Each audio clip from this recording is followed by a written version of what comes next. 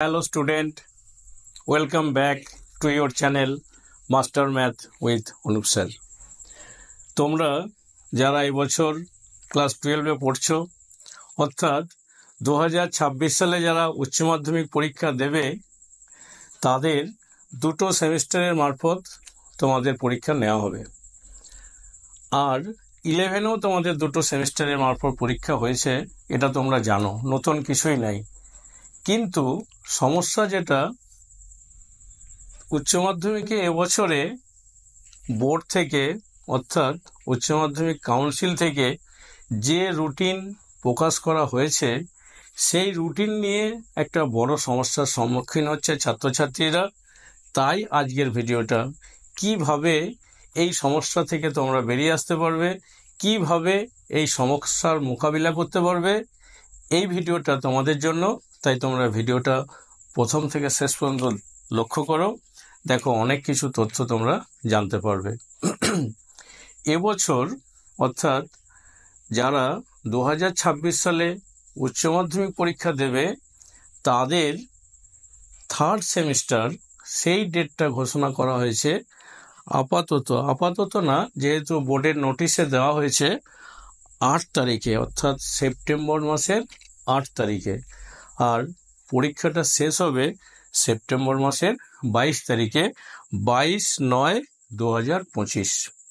পুরো সেপ্টেম্বর মাস ধরে তোমাদের পরীক্ষা চলবে। তাহলে এটা চলছে কি মাস? মে মাস।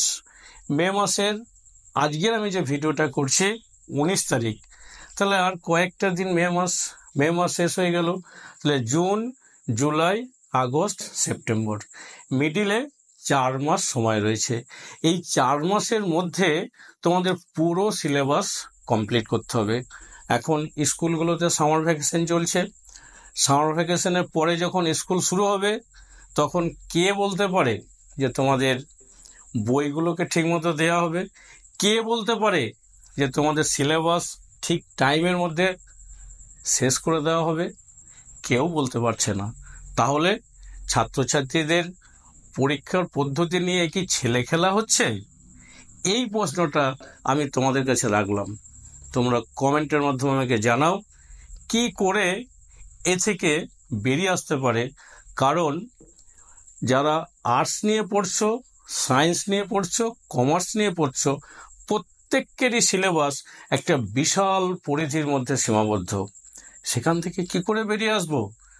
বলা হচ্ছে এক একটা সেমিস্টার 6 মাসের জন্য, কিন্তু বাস্তবে কতদিন সময় পাওয়া যাচ্ছে? মাত্র 4 মাস। এই 4 মাসের মধ্যে তোমাদের যে থার্ড সেমিস্টারটা হবে সেটা এমসিকিউ লেভেলের। এমসিকিউ মানে কি? পুরো বই থেকে প্রশ্ন দেওয়া হবে, অর্থাৎ পুরো সিলেবাস কভার করতে হবে। কি করে সম্ভব? এটা কি কোনো জাদুবিদ্যার মারফত সিলেবাসটা শেষ হবে? না রাতারাতি স্বপ্ন দেখলে সিলেবাসটা শেষ হবে? ছাত্রদের পড়াশোনা করতে হবে, সাথে সাথে পড়াশোনা করার সময়টাও দিতে হবে। বাস্তবে এটা সম্ভব নয়। সেকেন্ড কথা হচ্ছে, তোমাদের যে ফোর্থ সেমিস্টারটা হবে, অর্থাৎ যেটাকে আমরা বলি উচ্চ মাধ্যমিকে ফাইনাল পরীক্ষা, তারও রুটিনের ডেট ঘোষণা করা হয়েছে।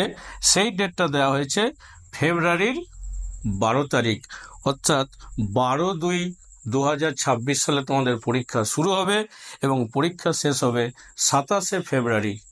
পুরো মাসটা ধরেই পরীক্ষা হবে।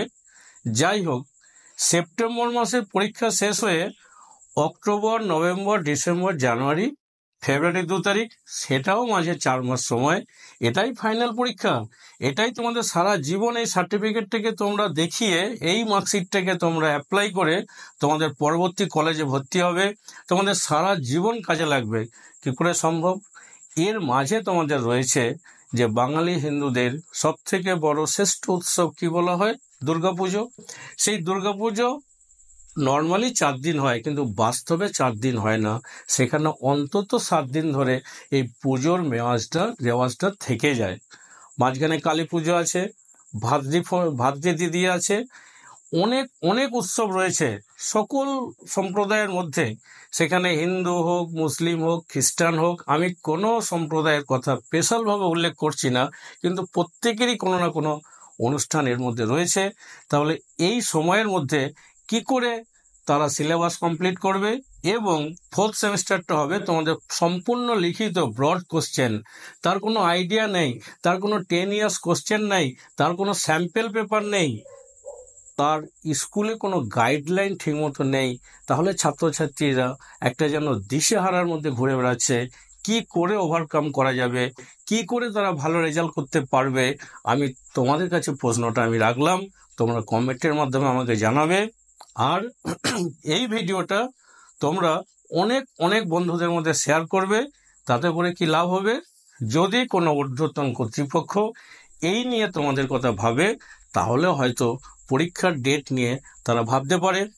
অনেকে বলছে যে 2026 সালে নাকি আমাদের ভোট আছে, তার জন্য এই অবস্থা। সেটা একটা দিক, সেটার সঙ্গে আমি কোনো বিতর্কের মধ্যে যাচ্ছি না। ভোট তো হবেই, কিন্তু ছাত্রদের ভবিষ্যৎটা তো দেখতে হবে।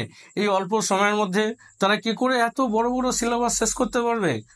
অঙ্কের প্রত্যেকটা চ্যাপ্টারকে না পড়লে তারা ঠিকভাবে উত্তর দিতে পারবে না, আর উত্তর না দিতে পারলে রেজাল্ট ভালো করতে পারবে না, আর ভালো রেজাল্ট করতে না পারলে তারা কোনো কলেজে, অর্থাৎ যেগুলো অল ইন্ডিয়া বেসিসে যে কলেজগুলো আছে, যেগুলোকে সিইউটি দিয়ে বা বড় বড় ইউনিভার্সিটিতে এন্ট্রি নিতে হয়, সেগুলোতে তাদের নম্বর ভিত্তিক তারা চান্স পাবে না। সুতরাং আজকের ভিডিওটা আমি এখানেই শেষ করলাম। আমি আবার কিছু আপডেট পেলে তোমাদের অবশ্যই আমি ভিডিওর মারফত জানাবো। ধন্যবাদ তোমাদেরকে। Bye bye. নেক্সট ভিডিওতে আবার দেখা হচ্ছে।